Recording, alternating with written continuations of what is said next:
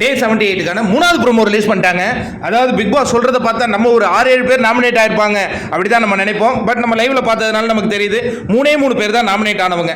Nominate ஆனது யாருன்னு பார்த்தீங்கன்னா சரவண விக்ரம், விசித்ரம்மா, அதுக்கப்புறம் ரவீனா, இவங்க 3 பேர் தான். ஆனால் பிக் பாஸ் என்ன சொல்கிறாருன்னா இவங்க கேமையே மறந்துட்டாங்க போல இருக்க, வேற ஒருத்தவங்களுக்காக ஆடுறாங்க போல இருக்க. அது ரவீனாவை குறிக்கிறது.